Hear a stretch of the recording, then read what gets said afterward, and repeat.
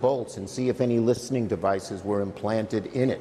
So it's a huge national security issue. It's an issue of bribery. This is probably the biggest, I'm certain, it's the biggest gift, quote unquote, that has ever been given to a sitting president. And as your person said there, not only is there no free lunch, there's no free Air Force One.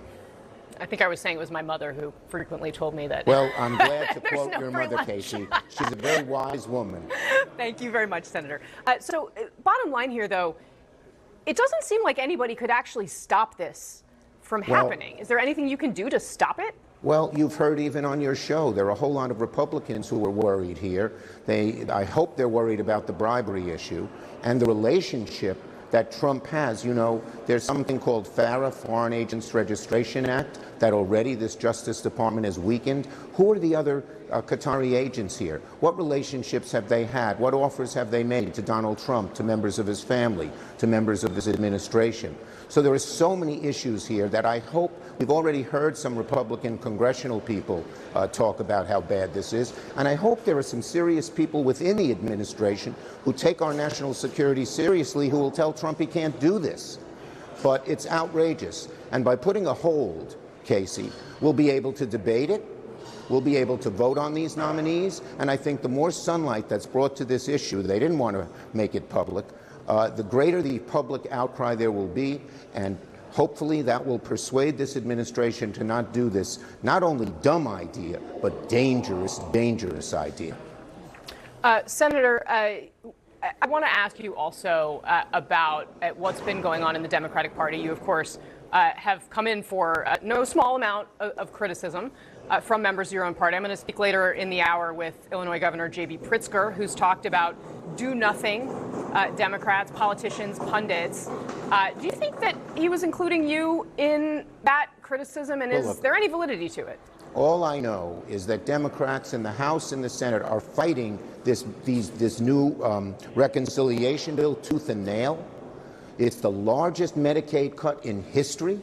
If it happens, 14 million people will lose their health care between this and ACA. Many more will pay, their premiums will go through the roof.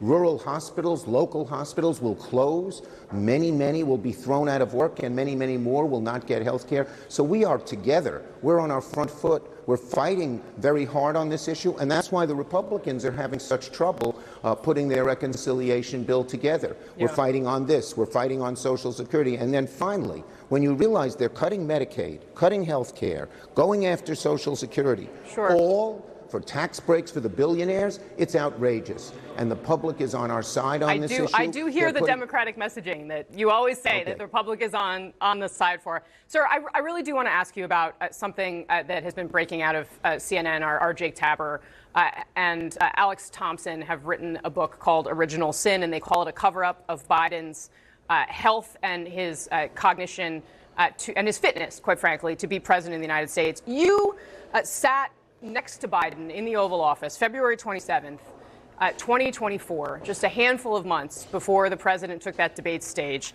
And it was later reported that you and other Democratic leaders were talking before the debate about having a plan. You and Hakeem Jeffries, Nancy Pelosi, Barack Obama. I understand you later denied that that ever happened.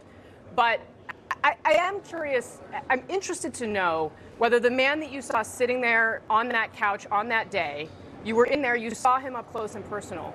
Did you really not have any idea that he was not fit to serve a second term? Casey, we're looking forward.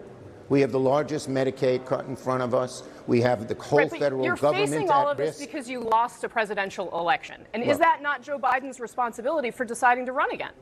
We're looking forward. That's it? That's it. All right. Senator Chuck Schumer, I know you got to go. I appreciate your time today. We'll see you soon, I hope. Thank you. Take care. All right.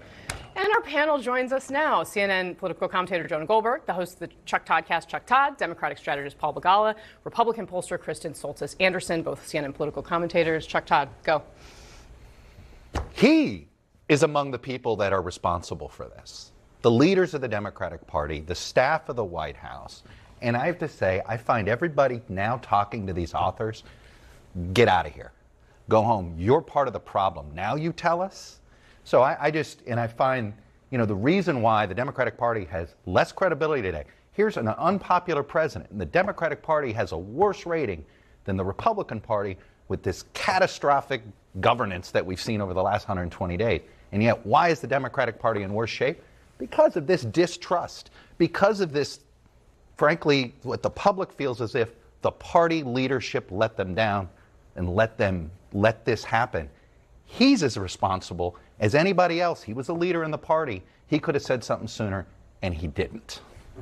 I don't know. I thought Chuck Schumer was a voice of youthful vigor and energy, who brought a new perspective to politics. No, look, I think there are a lot of journalists, Alex Thompson and our colleague Jake Tapper, contrary to a lot of stuff you see on Twitter, we're actually pressing on this stuff very early on. But there is a problem with sort of just saying, oh, the Democratic leadership is responsible for this. There was a lot of pushback in a lot of the media also saying, why are you making... There's a difference in media, though. Joe Scarborough is not a journalist. He is a defender. Fair. Right? Pundits were defending because they didn't want to lose their access. Yeah. Okay, to the White House. Journalists were getting essentially stonewalled. Yeah, no, look, so the actual journalists who are doing the work. So that's where I want to draw a line, because I do sort of resent this idea that somehow it's the media's fault that Joe Biden ran for president. Ultimately, it is Joe Biden, the West Wing, and the Democratic Party who created this disaster. That's all fine, and I'm happy to concede it's more complicated and nuanced than a lot of people want to make it out to be.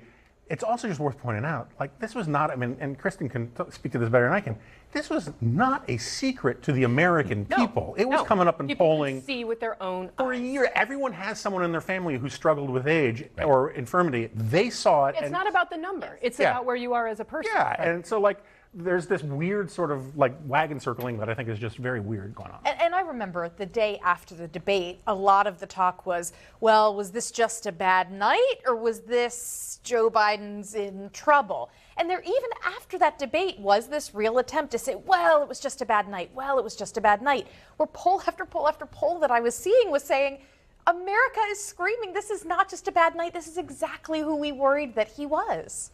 Paul Begala, our viewers know you so well, and they know that you have been in these rooms where it's just you and the candidate and probably members of the family, right?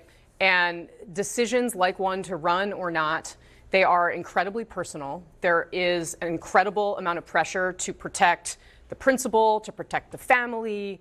I am really interested in your sort of understanding of how the personal dynamics drove what happened here, because Biden himself was so motivated to beat Donald Trump. He really was convicted he was the only one who could. And in the reality, what ended up being that he was the one that was going to lose the worst to him, even though he's still not convinced of that to this day. Right. That was the only vote. First off, I'm looking forward. Looking forward to reading Jake's book, because I want to know what the hell happened. I want accountability, and I appreciate what Chuck says. I kind of feel that way, but it's not really accurate. Okay, it's Joe Biden's decision alone. You know what worked to get Joe Biden out of the race before that debate? Nothing. Okay, my partner James Carville every day was on TV screaming. Our colleague David Axelrod every day on TV saying Biden was too old. You know what effect that had? Nothing. That, God bless him, that Irishman just dug his heels in. Why didn't anybody run against him, though? In all of American history. I mean, Dean Phillips did. I went to New Hampshire with Dean Phillips. In all of American history, you know how many people defeated an incumbent president in their own party? None. Teddy Roosevelt, the greatest politician who ever lived, tried to do that, and he'd already been president. Well, they drove LBJ out of the race.